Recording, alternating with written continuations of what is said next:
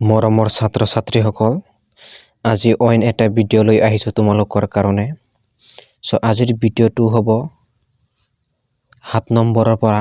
চ' ওপৰকেইটা মই কিন্তু তোমালোকক দি দিছোঁ অলৰেডি, তোমালোকে চাই ল'বা। আজি হ'ব ইয়াৰে 7 নম্বৰৰ পৰা, ঠিক আছে। এই ওপৰত যিখিনি তোমালোকে চাই আছা এইখিনি কিন্তু সলিউশ্যন কৰা হৈ গৈছে। চ' তোমালোকে যদি ভিডিঅ'বোৰ যদি চোৱা নাই তেনেহ'লে তোমালোকে চাই ল'বা। পাৰ্ট 2 লিখা আছে, পাৰ্ট 1, পাৰ্ট 2, পাৰ্ট 3, পাৰ্ট 4 এনেকে লিখা আছে, তোমালোকে চাবা। সেই হিচাপত তোমালোকে চাবা, ঠিক আছে। কুৱেশ্যন পেপাৰটো আকৌ এবাৰ চাই লোৱা, কুৱেশ্যন পেপাৰৰ নামটো, ঠিক আছে। চ' তোমালোকে বলা এতিয়া কুৱেশ্যনটোলৈ আগবাঢ়ো। চ' তোমালোকে চোৱা, এলকহল কিণবন আৰু লেক্টিক এচিড কিণবনৰ সংজ্ঞা লিখি তাৰ লগত জড়িত জৈৱ ৰাসায়নিক বিক্ৰিয়াবোৰ লিখা। ইয়াতে অলপ তোমালোকে যিবোৰ মেইন শব্দ হয় সেই শব্দবোৰ তোমালোকে ইংৰাজীত চাই থবলৈ চেষ্টা কৰিবা। এইটো 3 মাৰ্কৰ, এইটো কি আছে, এইটো 3 মাৰ্ক হিচাপে আছে। ইয়াতে আছে অথবা, ঠিক আছে। এইটো দিম তোমালোকৰ C3 চক্ৰৰ কাৰ্যপ্ৰণালীৰ ওপৰত এটি টোকা লিখা। C3 চাইকেল তোমালোকে জানাইছো, ইয়াৰ বিষয়ে অলপ লিখবা লাগে। মই তোমালোকক এনসাৰটো দিম। চ' বলা নেক্সট কুৱেশ্যনটো কি আছে। তোমালোকে চোৱা, পুষ্পবিন্যাস তোমালোকে ইংৰাজীটো চাই থবা, মন কৰিবা। ইংৰাজীত বেলেগ আছে কিন্তু ইংৰাজীত কিন্তু একেই থাকিব তোমালোকৰ, ঠিক আছে। কিন্তু অসমীয়াত তোমালোকৰ অহাবাৰত কিংবা ইয়াতে বেলেগ শব্দ আহিব পাৰে, কিন্তু ইংৰাজীত চালে তোমালোকৰ অলপ ভাল হ'ব। ইয়াৰ প্ৰতিটো প্ৰকাৰৰ সংজ্ঞা আৰু একোটাকৈ উদাহৰণ দিয়া, 3 মাৰ্ক, ঠিক আছে। নাইবা দ্বিবীজপত্ৰী আৰু একবীজপত্ৰী উদ্ভিদৰ কাণ্ডৰ অন্তৰ্গঠনৰ মাজত পাৰ্থক্য লিখা, ঠিক আছে। অন্তৰ্গঠনৰ মাজত পাৰ্থক্য লিখা, ঠিক আছে। দ্বিবীজপত্ৰী ডাইকট এণ্ড মন'কট তোমালোকে চাই ল'বা, ইয়াৰ মাজত কিন্তু পাৰ্থক্য আহে। তাৰপিছত তোমালোকে চোৱা, এইটো কিন্তু একদম কমন কুৱেশ্যন আহি থাকে, বাৰে আহি থাকে। তোমালোকৰ প্ৰি ফাইনেলতো আহিব পাৰে, নাইবা ফাইনেলতো এইটো আহিব পাৰে। চ' দ্বীপত নামকৰণ কি? দ্বীপত নামকৰণৰ নিয়মসমূহৰ ওপৰত এটি টোকা লিখা।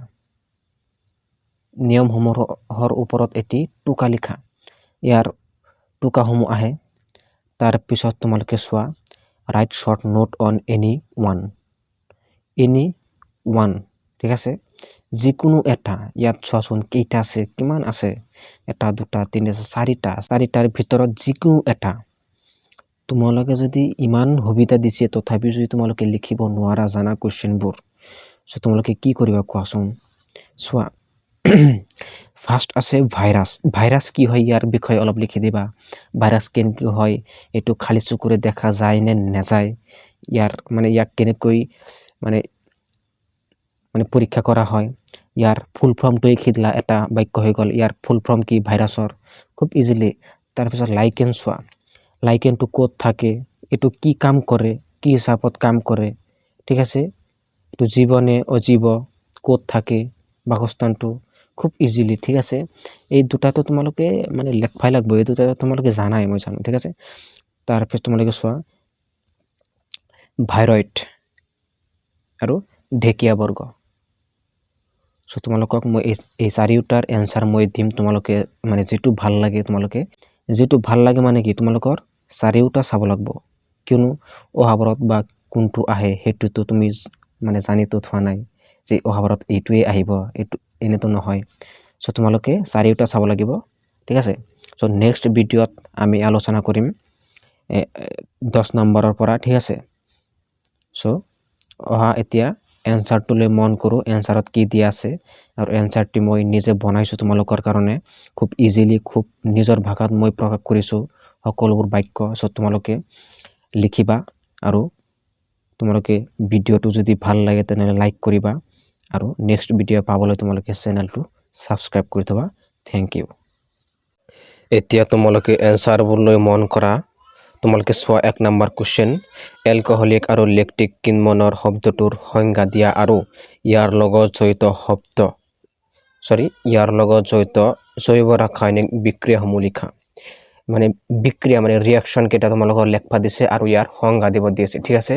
তোমালোকে লেকটিক এসিড আৰু এলকহল এইটো তোমালোকে মানে ইংৰাজীত চাই থবা শব্দটো ঠিক আছে তোমালোকে এনসাৰটো চোৱা তোমালোকে এলকহলিক ফার্মেন্টেশন ঠিক আছে ফার্মেন্টেশন হয় এইটো মানে এলকহলিক কিনমন ফার্মেন্টেশন মানে কিনমন তোমালোকে মন কৰিবা ফাৰ্মেন্টেশনৰ অৰ্থ হৈছে কিনমন ঠিক আছে অক্সিজেন অনুপস্থিত গ্লুকোজ ইথানল আৰু কাৰ্বন ডাই অক্সাইড লৈ ৰূপান্তৰিত হোৱা এক বিক্ৰিয়া কি এই এলকহলিক বিক্ৰিয়া ইয়াৰ জৈৱ ৰাসায়নিক বিক্ৰিয়া এইটো হল ঠিক আছে মানে ইয়াৰ মানে কি এইটো কিনমন মানে এলকহলিক জৈৱ ৰাসায়নিক বিক্ৰিয়া হল এইটো C6H12O6 এইটো গ্লুকোজ তাৰ পিছত তোমালোকে লেকটিক ফাৰ্মেন্টেশন মানে লেকটিক কিনমন ফাৰ্মেন্টেশন মানে কিনবন আৰু লেকটিক মানে তো লেকটিক ইয়াৰ তোমালোকে চোৱা অক্সিজেনৰ অনুপস্থিতিত গ্লুকোজ লেকটিক এসিড লৈ ৰূপান্তৰিত হোৱা এক প্ৰক্ৰিয়া ইয়াকেই লেকটিক ফাৰ্মেন্টেশন নাইবা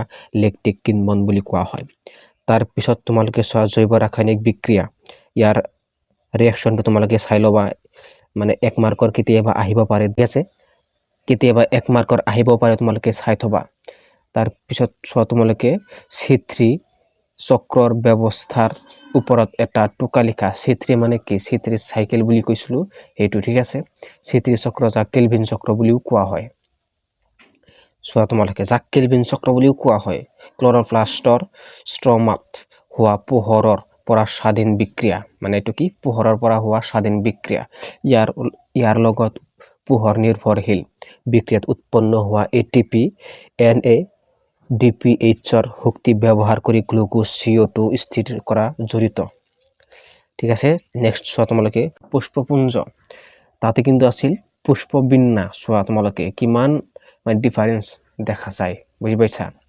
পুষ্পবিন্যা আৰু পুষ্পপুঞ্জ কিন্তু একেই কিন্তু ইংৰাজীত চালে তোমালোকৰ পুষ্পবিন্যা আৰু পুষ্পপুঞ্জ কিন্তু বেলেগ বেলেগ হৈছে ঠিক আছে ইয়াতে বহুত কনফিউজ হৈ পৰিব যে ইটো পুষ্পপুঞ্জ কিয় হল পুষ্পবিন্যা হ'ব লাগিছিল কোৱেশ্চনত যি আছে হেই হ'ব লাগিছিল নহয় এটো হয় কিন্তু হে কাৰণে কৈছো তোমালোকক যে তোমালোকে ইংৰাজীত চাই থবা ইংৰাজীটো একেই ইংৰাজীটো চেঞ্জ হ'ব নোৱাৰে সো তোমালোকে ইংৰাজীত চাই থবলৈ চেষ্টা কৰিবা ট্ৰাই কৰিবা তোমালোকৰ সুবিধা হ'ব ফুলৰ ঠাৰিৰ ওপৰত ফুলৰ সজ্জা বুলে পুষ্পমাল্য ঠিক আছে ফুলৰ ঠাৰিৰ ওপৰত ফুলৰ সজ্জা মানে ইয়াকেই পুষ্পমাল্য নাইবা পুষ্পবিন্যা নাইবা পুষ্পপুঞ্জ বুলি কোৱা হয় ইয়াৰ ভিতৰত কেইটা আছে তোমালোকে চোৱা এটো চাই লবা ডাইকট আৰু এককট কাণ্ডৰ মাজত থকা মানে মূল শাৰীৰিক পাৰ্থক্য ডাইকট মানে কি তোমালোকৰ দ্বিবীজপত্ৰী আৰু একবীজপত্ৰী পৰীক্ষাত এনেকেও দিব পাৰে যে ডাইকট আৰু এককট কিন্তু তোমালোকে নোৱাৰিবা কিয়নো তোমালোকে ইংৰাজীত চোৱাই নাই মন কৰিবা ঠিক আছে এটো চাই লবা ভিস্কুলাৰ কলা আৰু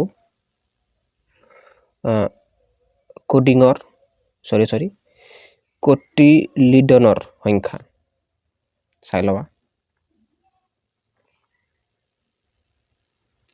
নেক্সট চোৱা দ্বিপদ নামাকৰণ এটো কিন্তু আহি থাকে মই কৈ আছো তোমালোকৰ ঠিক আছে এটো চাবা তোমালোকে চাই লবা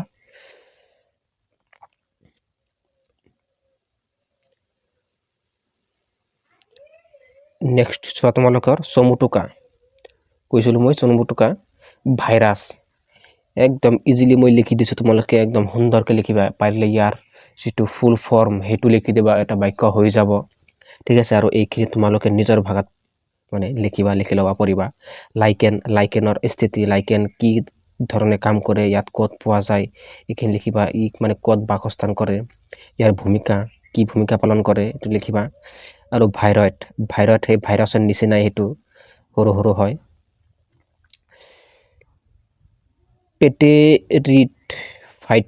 পেটেৰিডফাইটস এটা তোমালোকে চাই লবা সো আজিৰ ভিডিও এইখিনিলৈকে আছিল সো তোমালোকে নোট কৰি লবা মই সুন্দৰকে ভিডিও মানে এনসাৰ সহকাৰে মই দি দিছো কোৱেশ্চন সো তোমালোকে নেক্সট হ'ব তাৰ পিছৰ পৰা হ'ব মানে 10 নম্বৰ পৰা হ'ব মই কৈছিলো সো নেক্সট ভিডিও তোমালোকে পাবলৈ মই মানে চেনেলটো সাবস্ক্ৰাইব কৰি থবা আৰু ভিডিঅ'টো যদি ভাল লাগে তেনেহ'লে তোমালোকৰ মানে বন্ধু বান্ধৱীলৈ তোমালোকে শ্বেয়াৰ কৰিবা, কিয়নো এনেকুৱা ভিডিঅ' তোমালোকে নোপোৱা। মই ইমান কষ্ট কৰি মই তোমালোকৰ কাৰণে এই কুৱেশ্যন সংগ্ৰহ কৰি মই তোমালোকৰ মানে দি আছোঁ। চ' তোমালোকে মনকে পঢ়িবা আৰু চেনেলটো ছাবস্ক্ৰাইব কৰি থবা আৰু শ্বেয়াৰ কৰিবা তোমাৰ বন্ধু বান্ধৱীলৈ, ঠিক আছে। আৰু বহুত আছে দিব লগা তোমালোকৰ। চ' থেংকছ ফৰ ৱাটছিং, থেংক ইউ।